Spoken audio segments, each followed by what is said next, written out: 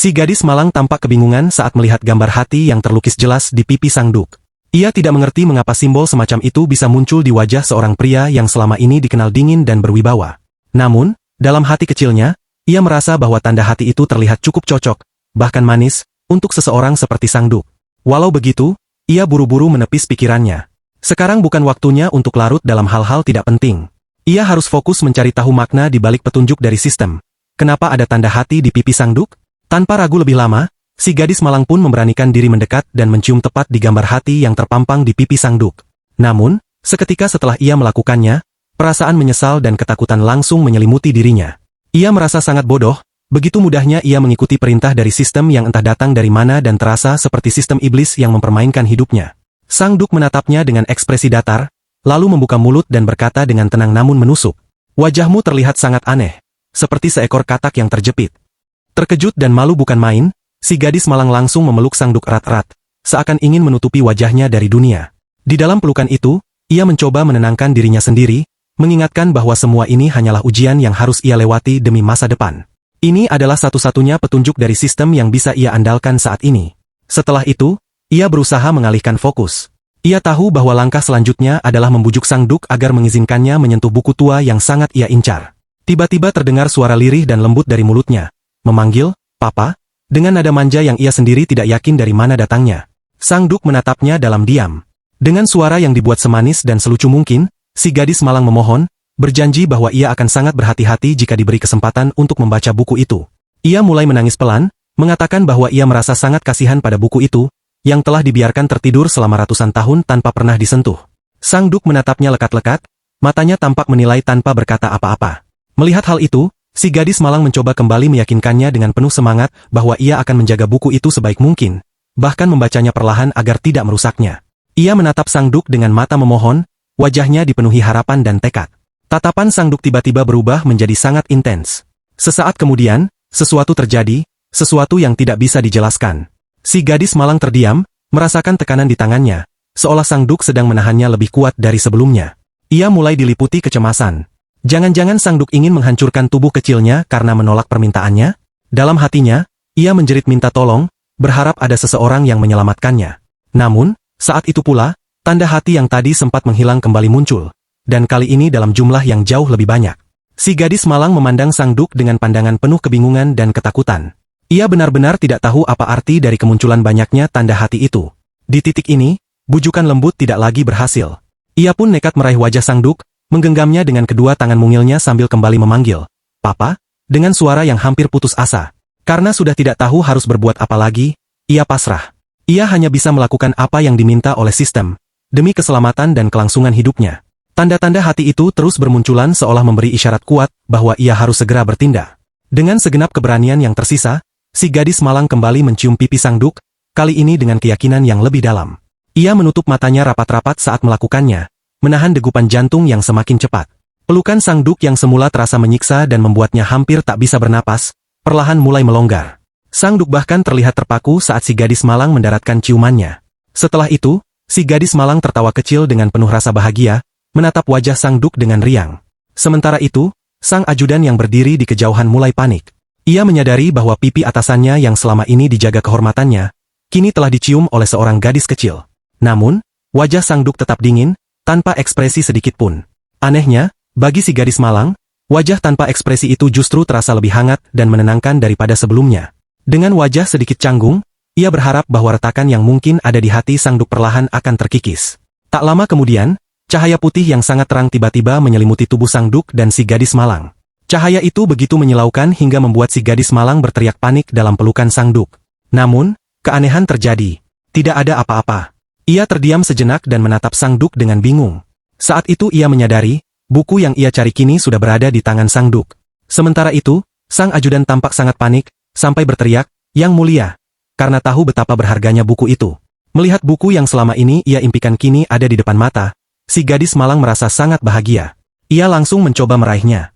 Namun, meskipun ia menggerakkan tangan kecilnya berkali-kali, buku itu tetap tidak bisa ia gapai. Ia kesal, merasa sang duk sengaja menjauhkannya. Namun ternyata, sang duk sedang memeriksa buku itu dengan sangat hati-hati, memastikan bahwa tidak ada bahaya tersembunyi. Setelah memastikan semuanya aman, sang duk mulai menurunkan buku itu, mendekatkannya ke arah si gadis malang. Si gadis malang pun tertegun. Ia mulai merasa haru, apakah ini berarti Sang Duk mengkhawatirkan dirinya? Mungkinkah selama ini Sang Duk menahan buku itu bukan karena takut rusak, tapi karena tidak ingin ia terluka? Sementara itu, Sang Ajudan kembali mencoba menegur, mengingatkan bahwa buku itu adalah pusaka keluarga besar Duk Pairatron. Itu adalah harta karun tertua, peninggalan Duk pertama yang sangat berharga. Ia khawatir nona muda itu tanpa sengaja akan menyentuhnya terlalu kasar atau bahkan merobek halamannya. Namun, Sang Duk hanya menatap tajam dan bertanya dengan nada dingin, apakah buku ini milikmu?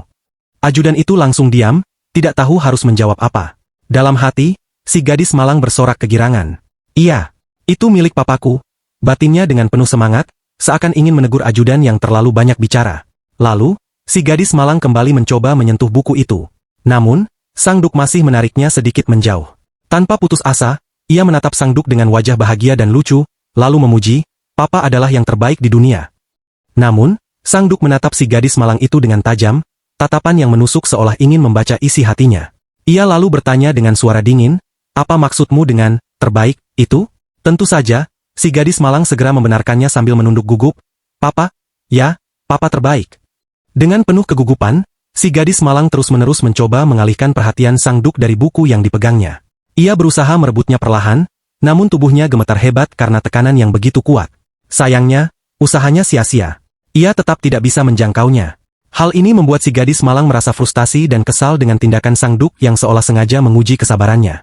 Namun, ketika matanya secara tak sengaja menatap tanda berbentuk hati yang tampak samar di atas kepala Sang Duk, pikirannya mulai kacau. Ia bertanya-tanya dalam hati, apakah ia akan mati lagi? Perasaan cemas itu bercampur amarah saat ia mengingat si iblis penipu yang telah menipunya.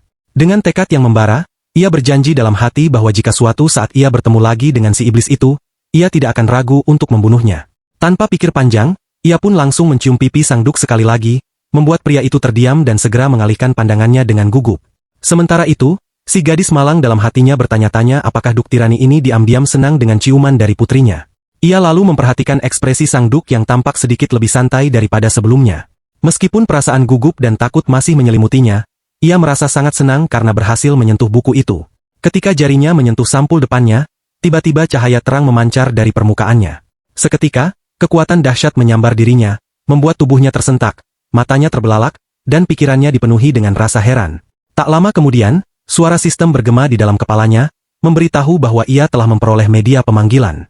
Selain itu, sistem juga mengumumkan bahwa ia telah berhasil menyelesaikan misi Proof of Value dan quest pertama Ultimate Filial Duty.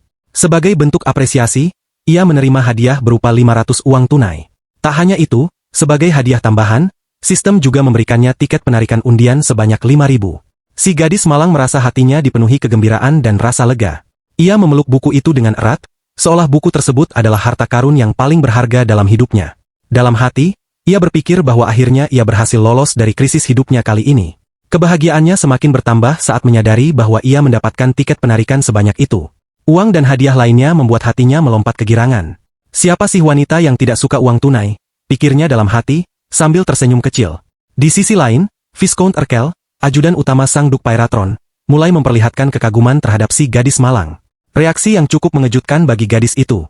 Ia sama sekali tidak menyangka akan mendapatkan perhatian dan rasa hormat dari ajudan berpangkat tinggi. Bahkan, para pelayan kelas atas di kediaman Duk pun mulai memperlakukannya dengan lebih sopan dan penuh hormat. Berkat hal itu, pengaruh si gadis malang di dalam keluarga Pairatron sedikit demi sedikit mulai meningkat. Hadiah uang tunai yang dijanjikan pun telah resmi dibayarkan ke sistemnya. Si gadis malang hanya bisa terdiam, menatap layar sistem yang dipenuhi notifikasi satu persatu. Ia tak menyangka telah menerima begitu banyak hal dalam waktu yang singkat. Meskipun begitu, ia masih merasa bingung, apa alasan dibalik rasa kagum dan penghormatan yang diberikan kepadanya? Lebih mengejutkan lagi, sistem memberi pemberitahuan tambahan mengenai tingkat kepuasan Duk Pairatron yang dinilai sangat tinggi. Karena itu, kompensasi tambahan pun langsung ditambahkan ke dalam daftar hadiahnya. Namun, meskipun semua pemberitahuan sistem sudah muncul di hadapannya, si gadis malang masih merasa bingung dan cemas. Ia tidak mengerti maksud sebenarnya dari sistem iblis sialan ini. Saat menatap wajah Sang Duk, ia mencoba menebak-nebak apa maksud dari tingkat kepuasan tertinggi. Namun, lamunannya segera terhenti saat Sang Duk bersuara dingin, "Apakah kau sudah selesai?" Si gadis hanya bisa mengangguk pelan dengan wajah malu. Sang Duk pun segera berbalik, melangkah keluar dari ruangan pusaka keluarga mereka. Sementara itu, si gadis malang menerima notifikasi sistem lainnya. Ia memutuskan akan membacanya nanti, setelah keadaan lebih tenang. Kini, ia dibawa ke ruang kerja Sang Duk. Suasana di ruangan itu membuatnya tidak nyaman. Ia sangat ingin segera kembali ke kamarnya untuk mengecek hadiah dan tiket penarikan yang telah didapatkannya. Dalam hati, ia mulai bertanya-tanya, apakah buku yang ia bawa ini benar-benar memiliki kekuatan yang nyata? Tiba-tiba, suasana hening pecah oleh suara seseorang yang menjelaskan bahwa para investor mulai berbondong-bondong menanamkan modal ke bisnis pertambangan batu mana milik Marquis Starenka. Namun, orang itu merasa ada kejanggalan. Ia mendengar bahwa Duk Pyratron juga ikut berinvestasi, dan informasi itu bukan sekadar desas-desus. Karena itu, ia meminta izin untuk mengawasi pergerakan Marquis Starenka jika benar Sang Duk tidak terlibat investasi. Ia mengatakan bahwa informasi tersebut ia peroleh dari ucapan Marquis Sherodel saat sedang mabuk berat. Duk hanya terdiam, menyandarkan kepalanya ke tangan, seolah berpikir dalam. Sementara itu, si gadis malang duduk diam, berusaha menjaga sikapnya agar tetap terlihat tenang. Orang itu melanjutkan penjelasannya bahwa setelah sadar keesokan harinya, Marquis Sherodel segera membantah semua perkataannya saat mabuk. Si gadis malang mulai menatap Sang Duk penuh rasa ingin tahu. Ia bertanya-tanya dalam hati, mengapa Sang Duk tiba-tiba ingin mengawasi Marquis Starenka? Orang itu menambahkan bahwa banyaknya variabel baru yang muncul bersamaan dengan penemuan tambang batu tersebut, membuat para investor tertarik. Ia pun menyerahkan daftar nama para investor kepada Sang Duk. Sang Duk melihat daftar itu dengan seksama, bahkan si gadis malang ikut membacanya dari sisi lain meja. Ia tidak menyangka bahwa nama-nama besar seperti Duk Delvatren, Duk Ischamil, dan Marquis Sherodel juga ikut berinvestasi. Hal ini membuatnya semakin bingung dan curiga. Melihat semua itu, Duk menunjukkan ekspresi heran. Ia tidak habis pikir mengapa tambang yang kabarnya kosong dapat menarik begitu banyak investor besar. Ia bertanya-tanya dalam hati, mengapa mereka rela membuang uang untuk hal yang tampak tidak berguna? Orang itu lalu menjelaskan bahwa jika para bangsawan itu berani berinvestasi, berarti mereka memiliki keyakinan bahwa tambang tersebut benar-benar mengandung batu mana. Duk pun menanggapi dengan suara dingin. Kalau begitu, informasi bahwa aku, Duk Pyratron, ikut berinvestasi, mungkin saja bukan omong kosong dari mulut Marquis Sherodel saat mabuk. Ia kemudian bertanya dari mana informasi itu berasal. Namun, orang itu tidak tahu secara pasti karena semua pernyataan berasal dari ocehan Marquis Sherodel yang mabuk. Meski begitu, mereka telah melacak jejak investasi dan menemukan bahwa semuanya dilakukan dalam periode yang sama. Marquis Sherodel masih sering menghadiri pesta dan klub, sedangkan Duk Delvatren dan Duk Ischamil tetap menjaga jarak dan bungkam. Sang Duk berpikir keras. Ia tahu ketiganya tidak pernah memiliki hubungan pribadi. Maka dari itu, ia meyakini bahwa salah satu dari dua Duk itulah yang terlibat. Si gadis malang menatap Duk, merasa bahwa mereka sedang memikirkan hal yang sama. Dengan suara tenang namun tajam, Sang Duk berkata, terlepas dari rumor omong kosong itu, yang pasti saat ini keduanya memang sudah mulai bergerak. Tanpa sadar, si gadis berkata, atau mungkin Marquis Starenka berbicara langsung kepada mereka. Seketika, ruangan itu menjadi hening. Semua orang menatap si gadis malang dengan tatapan kaget. Ia langsung panik, matanya membelalak, dan wajahnya memucat. Ia mulai takut atas apa yang telah ia katakan dengan begitu spontan dan tanpa berpikir panjang. Sang Duk menatap tajam ke arah gadis malang itu, sorot matanya menusuk seolah ingin menembus isi pikirannya. Dengan panik, gadis kecil itu tergagap sambil mengatakan bahwa semua itu dikatakan oleh pamannya. Ia terlihat bingung, tidak tahu harus berkata apa lagi. Kemudian, salah seorang bangsawan yang berada di ruangan itu bertanya, dengan nada penasaran, apakah yang dimaksud oleh gadis malang tersebut adalah Marquis Starenka. Gadis itu pun mengangguk penuh semangat dan menjelaskan bahwa benar. Ia pernah melihat pamannya berbicara kepada seorang pria berpakaian rapi. Saat itu, sang paman mengatakan bahwa ayahnya, Duk Pyratron, telah melakukan investasi.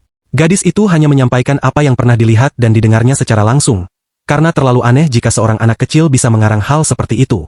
Ia juga menambahkan bahwa pamannya menunjukkan sebuah benda sebagai bukti. Ia ingat betul melihat sebuah kartu yang sangat cantik, berwarna gelap, berkilau, dan terlihat mahal. Tak lama kemudian, salah seorang di ruangan itu menunjukkan sebuah kartu di atas meja dan bertanya, apakah kartu itu yang dimaksud? Kartu itu diangkat dan diperlihatkan kepada sang nona muda. Seseorang kembali bertanya kepada nona muda tersebut, apakah benar Marquis Starenka menunjukkan kartu itu saat berbicara? Gadis malang itu mengangguk dan mengiyakan dengan penuh keyakinan, mengatakan bahwa itulah kartu yang dilihatnya saat kejadian. Tatapannya lalu tertuju pada tulisan di kartu tersebut, penerbit, Duk Pyratron. Seketika, kesadaran menyeruak di benaknya bahwa kartu itu bukan sembarang benda, melainkan seperti cek bernilai besar, penuh uang dan kekuasaan. Mendengar penjelasan itu, suasana ruangan berubah mencekam. Wajah semua orang yang hadir tampak gelap dan menegang. Mereka mulai mempertanyakan dari mana datangnya keberanian Marquis Starenka. Amarah mereka memuncak, mengutuk keberanian Marquis yang begitu lancang menggunakan kartu itu sebagai bukti bahwa Duk Pyratron telah berinvestasi. Gadis malang itu hanya bisa terdiam membisu, matanya kebingungan melihat suasana yang mendadak mencekam. Mereka mulai menyadari bahwa persoalannya bukan sekadar apakah tambang itu nyata atau palsu, melainkan kehormatan nama besar Duk Pairatron yang bisa tercemar karena keterlibatan dalam dugaan penipuan tambang batu. Gadis kecil itu perlahan menoleh menatap Sang Duk. Dan Sang Duk pun membalas tatapannya dengan pandangan tajam penuh tekanan, membuat tubuh kecil gadis itu gemetar ketakutan. Dalam hati, ia bertanya-tanya, apakah Sang Duk kini mencurigainya? Apakah ia sedang diawasi? Dengan sorot mata menusuk dan suara yang sangat dingin, Sang Duk bertanya bagaimana gadis kecil itu bisa mengetahui informasi tersebut. Gadis itu semakin ketakutan, napasnya terengah-engah, dan ia mulai berpikir bahwa Sang Duk mungkin menganggapnya sebagai pelaku. Ia pun buru-buru menjelaskan, dengan nada tergesa, bahwa saat pamannya bertemu dengan para pria itu, ia sedang menyemir sepatu pamannya. Ia begitu panik, pikirannya dipenuhi ketakutan. Bagaimana jika jawaban yang ia berikan salah? Ia merasa masa depannya akan hancur. Mendengar penjelasan tersebut, semua orang mulai saling berpandangan dan bertanya apakah benar nona muda mereka mendengar percakapan itu saat menyemir sepatu Marquis Starenka. Gadis itu melanjutkan, mengatakan bahwa setahunya, semua cek yang diberikan Duk Pairatron kepada Marquis Starenka selama beberapa tahun terakhir adalah untuk tunjangan sang nona muda. Namun, gadis malang itu menolak dengan tegas. Ia menggeleng dan berkata lantang bahwa itu tidak benar. Orang-orang di ruangan itu mulai menunjukkan ekspresi kebingungan. Apa maksud dari penolakan itu? Bukankah selama ini Duk Pairatron memang mengirimkan banyak uang sebagai tunjangan? Tubuh gadis itu mulai bergetar hebat. Dengan suara gemetar, ia bertanya dengan lirih, benarkah itu? Apakah itu semua memang benar? Kenangan pahit pun menyeruak di kepalanya. Ia teringat masa-masa ketika ia menyikat lantai dan membersihkan rumah di kediaman Marquis Starenka. Ia mengingat jelas bahwa pamannya pernah berkata tidak punya uang, sehingga ia hanya boleh makan sedikit. Ia harus bekerja sangat keras, mencuci piring, membersihkan lantai, menyemir sepatu, demi mendapatkan makanan. Ia bahkan harus mengikuti semua perintah pamannya, tak peduli seberat apapun. Semua itu ia lakukan demi bisa mendapatkan tempat tidur dan sesuap nasi. Tanpa sadar, air mata mulai menggenang di sudut matanya. Wajah kecilnya menampakkan ekspresi sedih yang dalam. Ia terkenang pada seluruh penderitaan yang telah ia alami. Namun, para bangsawan di ruangan itu menggeleng tidak percaya. Mereka menganggap apa yang dikatakan nona muda itu mustahil terjadi. Tidak mungkin, pikir mereka, Marquis Starenka memperlakukan seorang anak kecil sekejam itu. Dengan suara parau dan menyakitkan, gadis itu bertanya, mengapa tak ada yang mau mempercayainya? Seseorang mencoba menjelaskan bahwa Marquis Starenka dikenal sebagai ayah yang sangat menyayangi putrinya. Gadis malang itu pun membuka suara lagi, dengan suara berat dan penuh kesedihan. Ia mengatakan bahwa pamannya setiap hari memberitahunya bahwa ayahnya telah meninggalkannya begitu saja, tanpa pernah mengirimkan uang. Orang di hadapannya kembali bertanya untuk memperjelas maksud ucapannya. Dengan tangan kecil yang mengepal erat, gadis itu menjawab penuh emosi, bahwa ia telah dibuang. Namun, tak ada satupun dari mereka yang mempercayainya. Keraguan masih terpancar jelas di wajah mereka. Bahkan, mereka mulai curiga karena cara bicara gadis malang itu terlalu dewasa untuk anak seusianya. Gadis malang itu menundukkan kepala. Dengan suara lirih, ia mengatakan bahwa ia hanya bisa bekerja keras setiap hari. Ia hanya makan 2 kali sehari, dan pada beberapa hari yang berat, ia bahkan hanya makan sekali atau tidak makan sama sekali karena rasa lapar yang menyiksa. Ia berusaha keras menyesuaikan cara bicaranya agar terdengar seperti anak-anak, supaya mereka tidak mencurigainya. Namun, semua usahanya sia-sia. Mereka tetap menganggap semua yang ia katakan hanyalah omong kosong. Mereka menolak untuk percaya bahwa Marquis Starenka bisa memperlakukan seorang anak kecil seburuk itu. Bahkan, mereka mulai kesal karena gadis malang itu sempat memotong ucapan Sang Duk saat berbicara. Gadis malang itu merasa sangat gelisah. Hatinya dipenuhi rasa takut dan kebingungan. Ia tidak tahu bagaimana harus menjelaskan semuanya. Akhirnya, ia hanya bisa memejamkan mata, menahan tangis yang tak tertahankan. Air mata pun jatuh membasahi pipinya yang kecil dan pucat. Ia merasa bersalah. Karena dirinya berbicara, semua orang kini menjadi tegang dan situasi menjadi semakin kacau. Dengan sekuat tenaga, ia mengangkat tangan dan membuang buku pusaka keluarga Duk Pairatron yang berada di tangannya. Dengan suara lantang dan penuh tekad, ia mengatakan bahwa semua yang ia ucapkan adalah kebenaran. Dengan wajah tertunduk dan air mata yang menetes deras dari kedua matanya, ia menjelaskan bahwa saat menyemir sepatu pamannya, ia mendengar sang paman mengatakan kepada seorang pria bahwa kartu itu adalah bukti investasi dengan orang-orang tua lainnya. Ia bahkan melihat pamannya berkata hal serupa kepada seorang pria berambut merah. Tangisnya tak terbendung lagi. Air mata mengalir deras dari kedua matanya. Gadis kecil malang itu tidak tahan menahan emosi yang membuncah dalam dirinya. Ia bertanya dalam hati, mengapa tak satu pun dari mereka mau mempercayai setiap kata-katanya. Dengan air mata yang terus menetes, ia tetap berkata dengan suara penuh kejujuran bahwa semua yang ia katakan adalah benar dan tidak ada satu pun yang ia dustakan.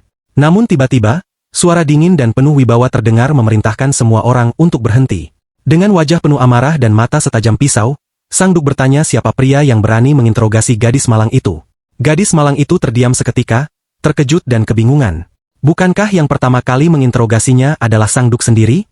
Ia tersentak, tubuhnya kaku, dan ia hanya bisa berdiri terdiam tanpa kata. Semua orang di ruangan itu juga terkejut melihat reaksi Duk.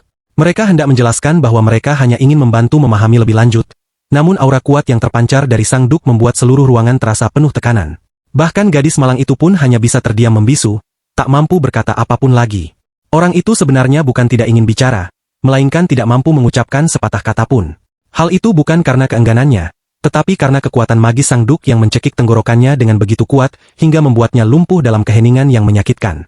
Bahkan untuk sekadar berteriak, ia tidak sanggup mengeluarkan suara, seolah pita suaranya dibekukan oleh tekanan yang tak kasat mata. Saat itu, Duk Pyratron tengah berada dalam puncak amarahnya.